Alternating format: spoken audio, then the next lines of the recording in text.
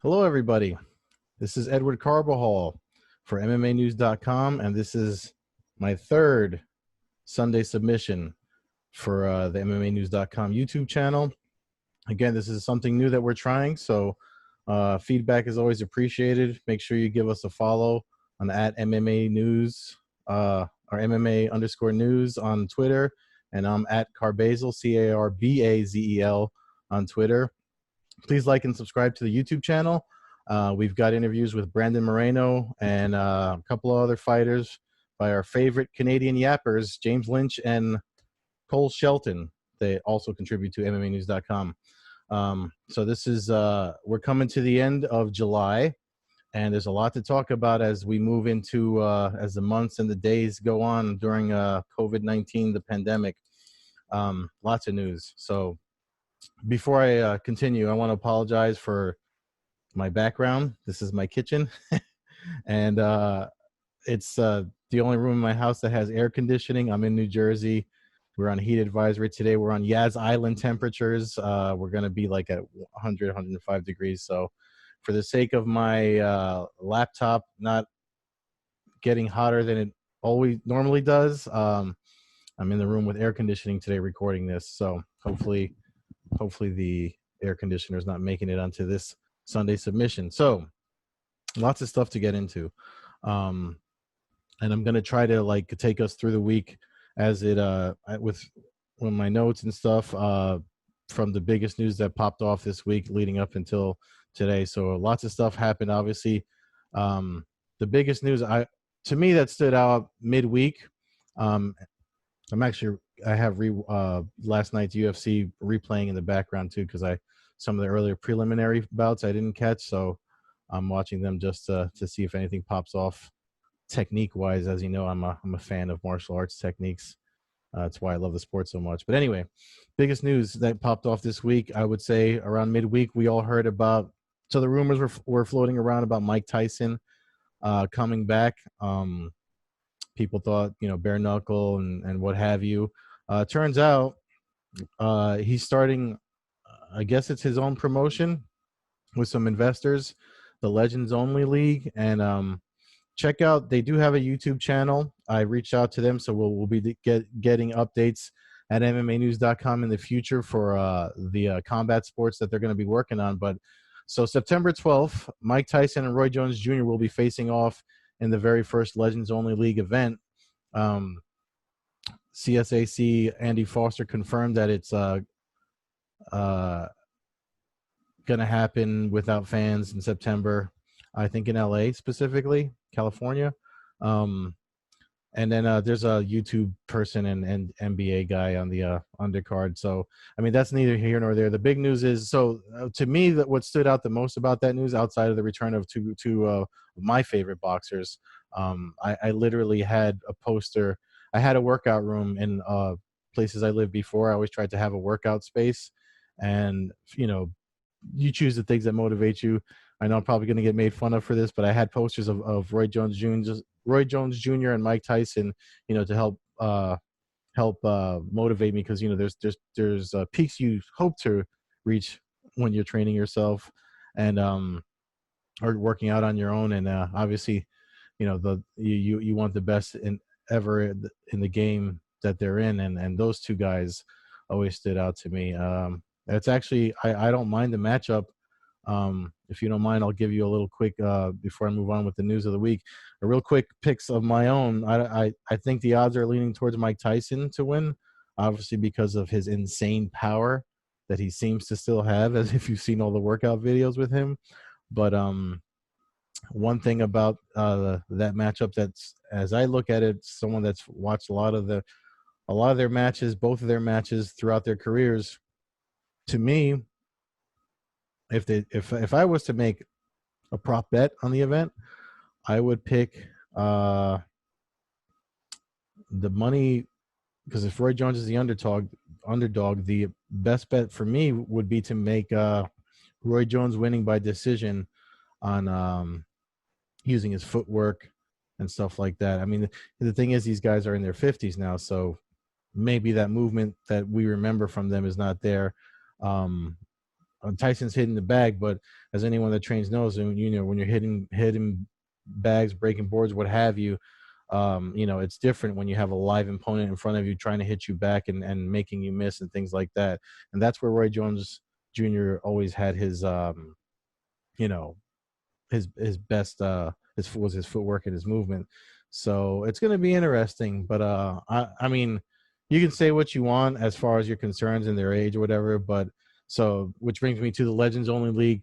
Check out their YouTube channel. There's a promo. I think we have it up on MMAnews.com. There's a promo for the booking of the Jones Tyson matchup, but there's also a promo about the Legends Only League. Excuse me. It's hot as balls in Jersey, so I'm going to be drinking a lot of water.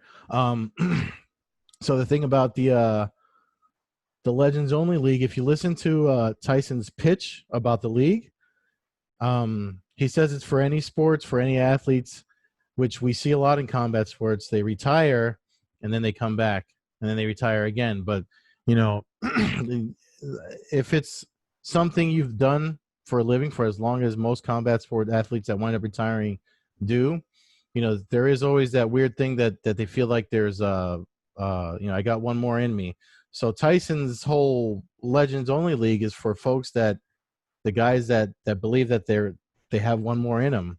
So their exhibitions, it looks like they're being generous. They're not going to make them fight 12 rounds or whatever it is. So and I'm going to use this to segue into MMA. I mean, we've heard Vitor Belfort talk about how he wishes there was something like this.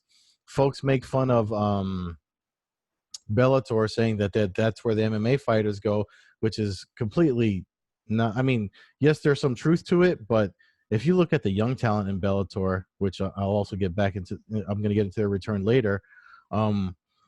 It's something that you can't tell a fighter. I've written a few things about it in a bunch of other places when fighters retire, whether it be boxing, MMA, what have you. You know, it's up to them when they're done, and if they want to come back and test it to solidify or underline that. You know, the thing is, if they win, they keep going. But you know, whatever it may be. But when in your 50s, if Tyson wants to test himself, and so does Roy Jones, I mean, and they get cleared, medically cleared or whatever, they want to do it. You're not going to be able to stop them, and they both seem to want to do it. So. So from the legends, talking about Legends Only and Vitor Belfort and all that, a couple of legends fought last night. Shogun Hua and Lil Nog fought again with Rua winning. I mean, and of course they brutalize each other. And these are the perfect example. Like guys like that. I mean, when you talk about them, I think Lil Nog said in his post, because he said that was his last fight, regardless of what happened. You know. There's always, he even said, had that inclination of I still want to fight, and this was on UFC, what was that, Fight Island 3 last night. So and then, another legend, I mean, Werdum is kind of right there too. I mean, he's not sure where he's going to fight next, but he submitted Alexander Gustafsson with a beautiful armbar. I mean, everybody kind of picked Gustafsson to have that weakness when it comes to the grappling.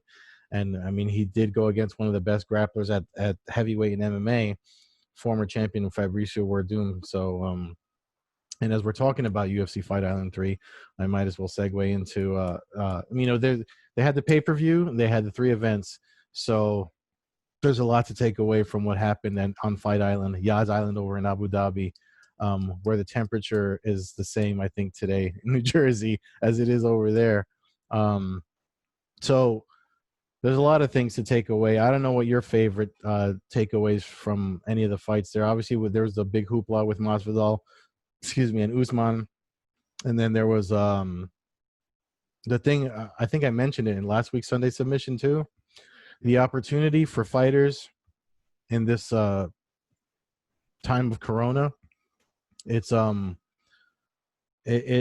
bringing opportunities to guys that were before the pandemic.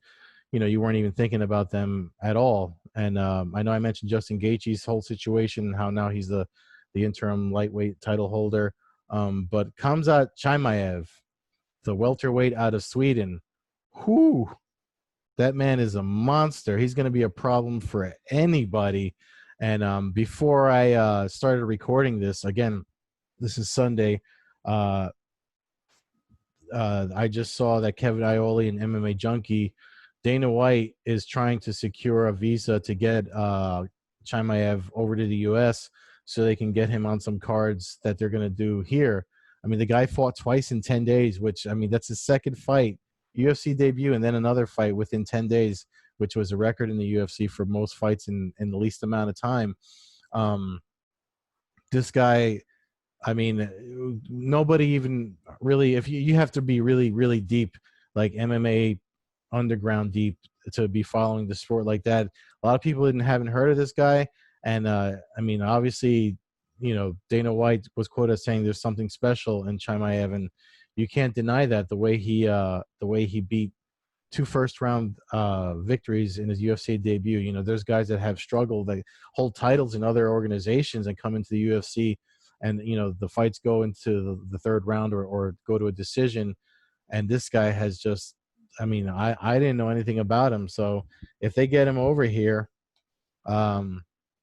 which I know that because of the coronavirus, there's a travel ban, you know, obviously, they would probably make it, there's probably a lot of loopholes to go through before getting him over here. But I mean, even if they don't get him over here, September, October, Dana White already said that they'd be back over in Abu Dhabi just to try to keep moving forward with the sport. And so we're going to see him again soon. But he did say in the post-fight press conference he wanted to take some time off, spend some time with his mom, which I know if when my mom hears that, because I watched some of those fights with my mom. I got to record her commentary, and when she saw him, you know, brutalize his opponent, Reese, she was even, and this is a senior citizen that doesn't really watch the sport unless she's watching it with me. My parents watch it with me, and they were impressed with him. So we're going to see him again, whether it be in August or September, October. But obviously the welterweight, if he's going to fight at welterweight, you're going to have problems. But I saw some one of his post-fight interviews. He also said he wanted to fight at light heavyweight sometime back as a last-minute replacement at 205. And if you look at his dimensions, he's got that ectomorph. I wrote a whole thing about that. I wrote it on Medium, which is just, I was just kind of had urge to write about it. Nobody wanted to publish it, so I wrote about it.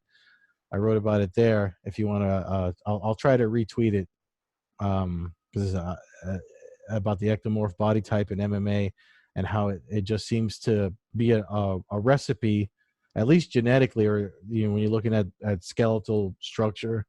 If you're in combat sports and you have that ectomorph, which is that lanky, wiry body type, it looks like it's a good build to have for fight sports in general. You know, reach advantage, and grappling. If you're like a elongated person like that, I know I'm going to get comments for that one,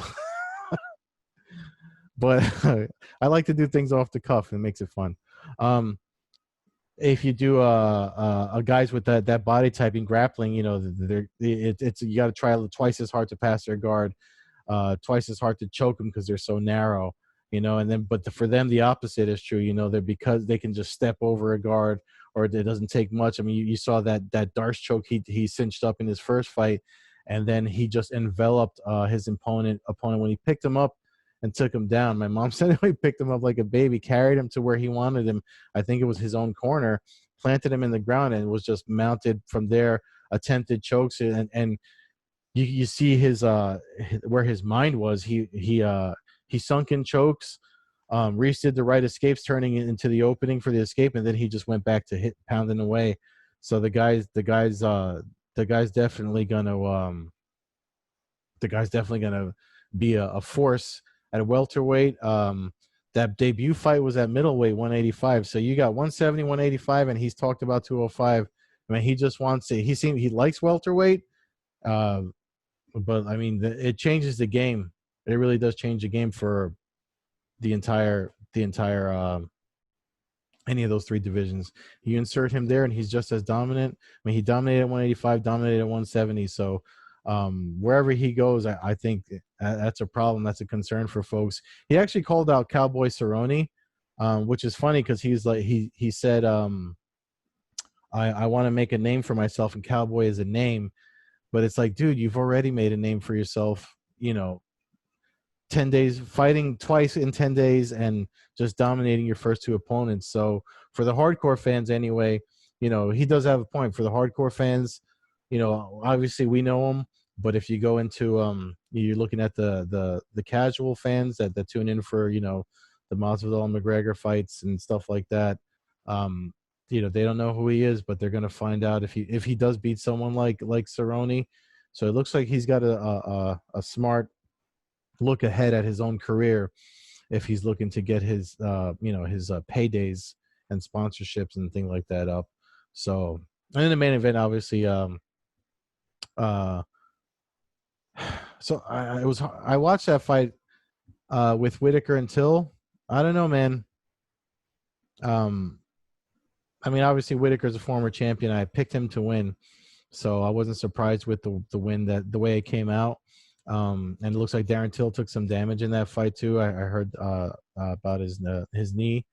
So yeah, I know there's folks that think the Till won the fight. There's folks that scored it for Till, and so one of the things that come out of Fight Island was the officiating. Dana White commented on it. It might be due to not having enough UFC events there, but there are definitely like deeper fans of MMA there than we've known about.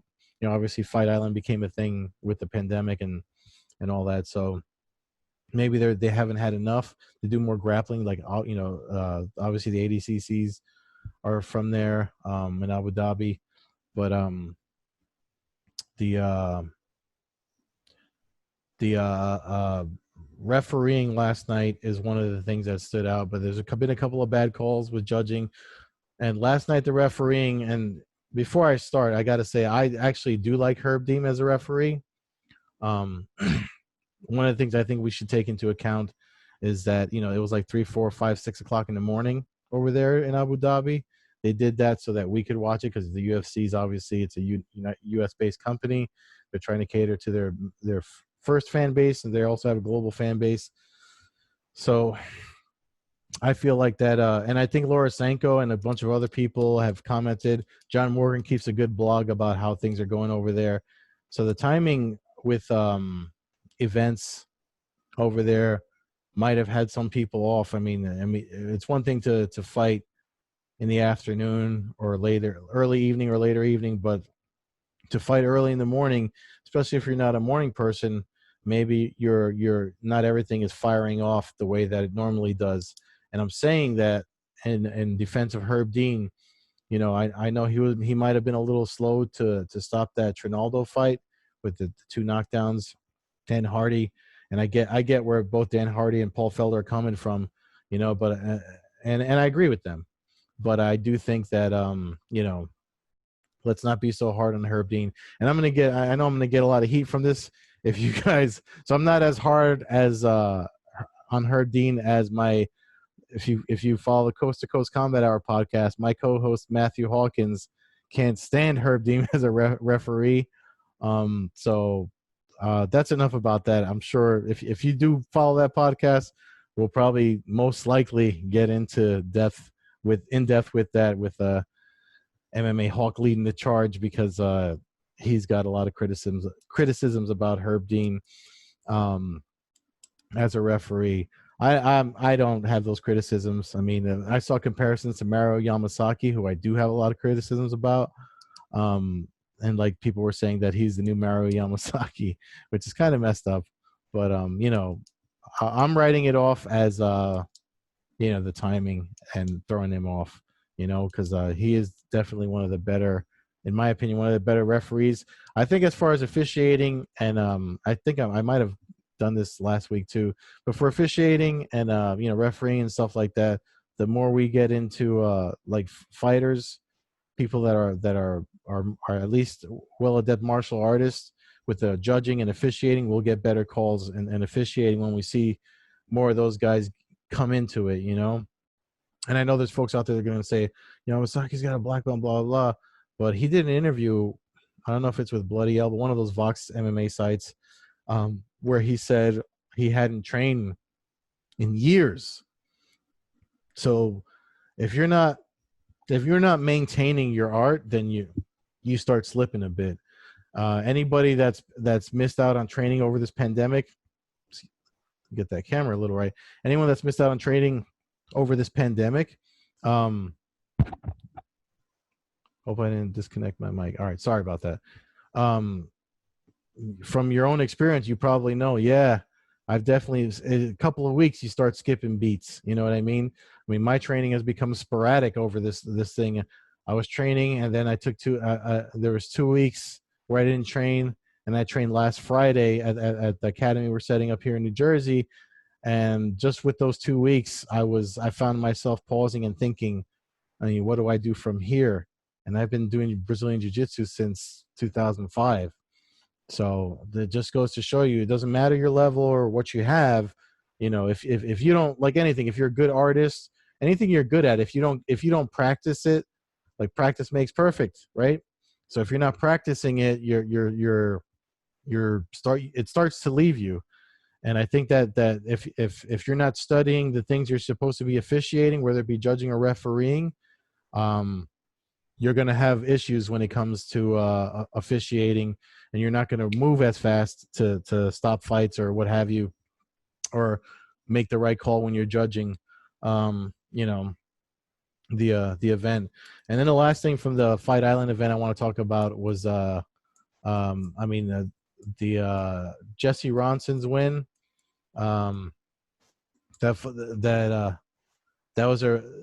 He called out Luis Pena. That fight was great.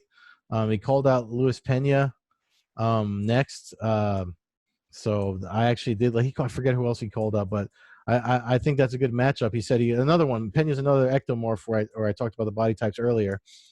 That's another matchup that I would not mind seeing.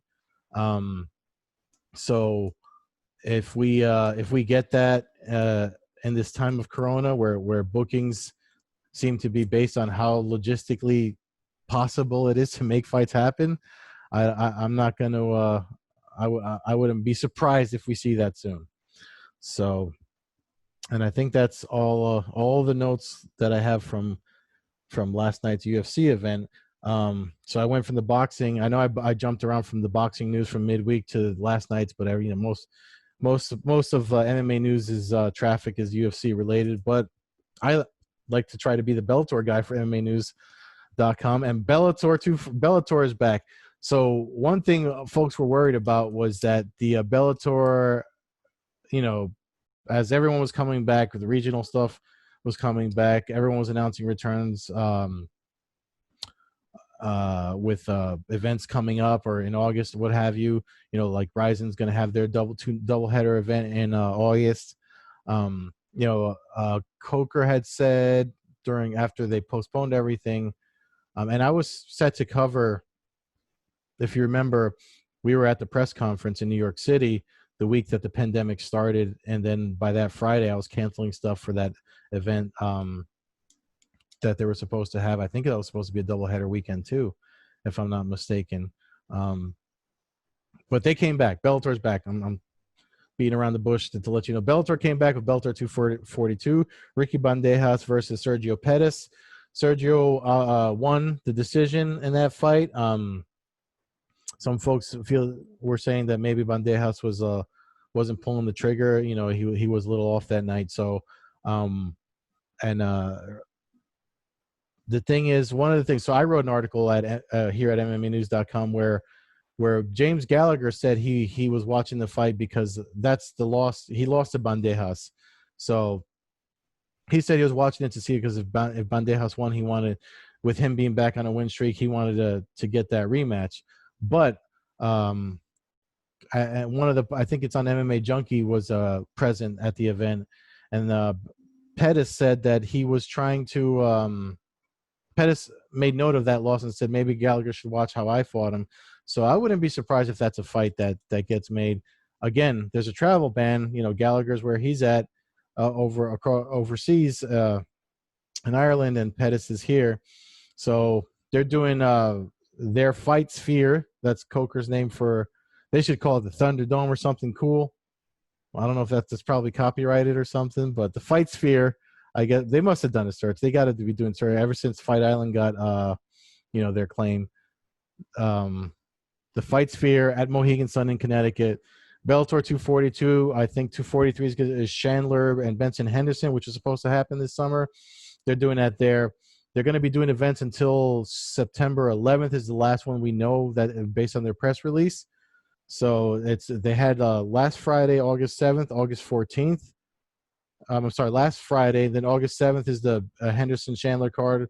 And then Matt Mitrione is on there against the dude Johnson. I forget his name. Timothy Johnson, I think he's fighting. And then they're doing so it's August 7th, August 14th, last Friday, and then September 11th is the fourth event that they're doing in that's their Fight Sphere. If Coker watches this, Thunderdome in the Mohegan Sun, but because Fight Sphere is like, I don't know. I felt like that was reaching, but whatever. But I'm excited that Bellator's back. So everyone is back, right? I'm using this to segue into something that I'm trying to gather as much information as I can before I call a shot on writing it over at MMAnews.com. Likely Cole Shelton will steal it from me after he sees this video. The PFL, everybody's back. LFA, Combate Americas had to postpone, but they were trying to come back. And they had to postpone it because they secured space in Florida, and now Florida's, coronavirus central on the East Coast where it used to be this area. So, and I'm not trying to make light of it. It's, obviously it's a serious situation, but as far as combat sports trying to move forward, boxing, MMA, grappling events are happening. And here we are at the end of July, and the PFL. And before I get into this, the Professional Fighters League, I love what they're doing. I love the format. I think it's what MMA needs. If you fight, you win, you get money, you move ahead. It's excellent for the sport. That's a truly global format. Fair game for anybody. No trash talk. No promotional push BS. At the end of the day, if you're whipping ass and you're winning, you get to move forward. And the PFL, as awesome as that format is, they do a season format, and they canceled the entire season. They announced it early. I thought it was a little premature. I know there's a couple other fighters that went on record that thought it was premature, and it was supposed to be their third season. They secured Rory McDonald, Brandon Lawfane, who fought a great fight on Contender Series, and he got picked up. They started a women's 155-pound division, and the people say they made it for Kayla Harrison, but there was other women this past season that had a chance at getting that strap. I mean, yes, she won it. They thought they were going to do her and Sarah Kaufman. That was like the fight that everyone thought was going to happen. But it goes again because of the honesty of the format. It came down to I already forgot who she beat for the title. I was there on New Year's Eve too. My apologies to her opponent. But and she's gone on record. She did an interview with ESPN, Brett Okamoto, and where she said if early when they when they first announced that they were postponing it's a canceled season, because 2020 and then 2020, it's two different years. I know the promoters, the PR people like to get upset about the wording that you use, but if you ain't fighting, it's canceled. So I'm just being honest. And it looks like a lot of the fighters are getting upset. So they're giving them $1,000 a month stipend, right? And over the weekend we saw Lance Palmer, Malki Kawa said he's going to try to get his fighters released. Brendan Lawford didn't really complain, but he just said, he didn't really say he wanted to leave, but he was like, I thought I was going to fight more this, 5 times this year, and here I am, not doing anything till 2021 summer, because the PFL season usually starts May, June. I personally thought that they could have, that was my timer, sorry.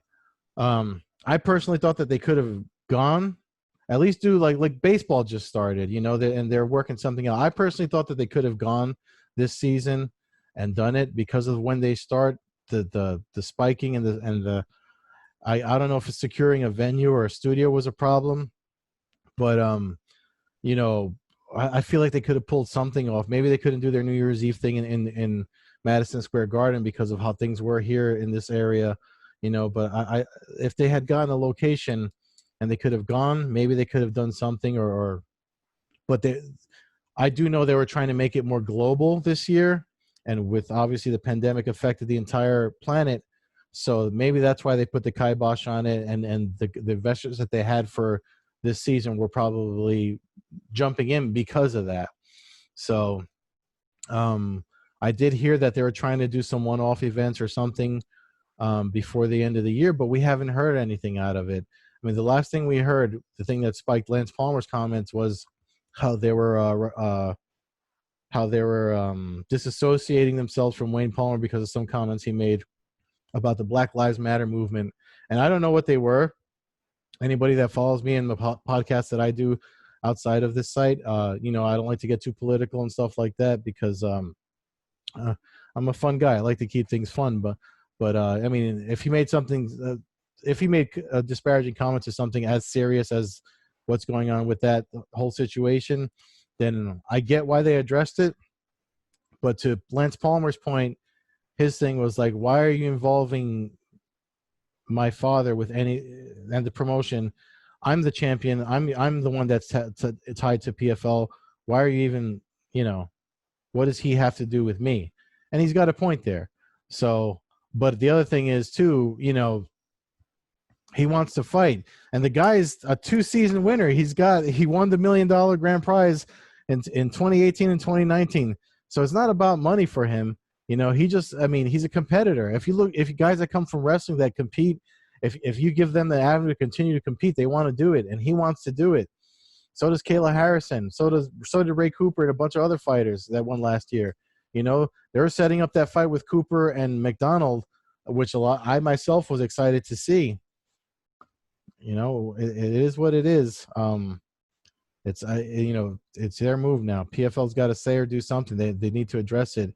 The weekend it popped up a lot, and I'm going to leave it at that because I don't want to go over on time. But I've already gone over a little longer than 30 minutes. But I usually try to keep these a half an hour. But we'll see what happens. I'm sure the news will be here at MMAnews.com and all over the social media. So make sure you're watching the PFL fighters: Ray Cooper the third, Lance Palmer, Kayla Harrison, Brandon Lawfane, whom else? But that $1,000 a month stipend. I mean, depending on your life situation, and if you chose the fighting life, and you have to go all in. It's hard to work another. You hear these stories about guys that work other jobs, but if you're going to get to that elite level, you got to make most of your time about it. And there's not a lot of, as we all know, there's not a lot of money in MMA when you're trying to climb the ladders. So with the exception of obviously the PFL champions, they do have a nice chunk of change they could probably invest and live off of for a little while. But there's a thing about it that it's not about money. Sometimes it's about legacy and glory. You hear Khabib talk about it all the time. And Dana White says he doesn't need the money. He just likes to fight. He wants, there's this legendary status. There's something inside of them that makes him want to go forward. And I hope there's something inside of you that makes you want me to keep doing this Sunday submission for MMAnews.com. Again, please make sure you follow the YouTube channel, follow MMA News on your social medias. Follow me on Twitter at Carbazel, spelled Carbazel. And that's it. I'm tapping out. That's my Sunday submission for this week. I'll see you next week.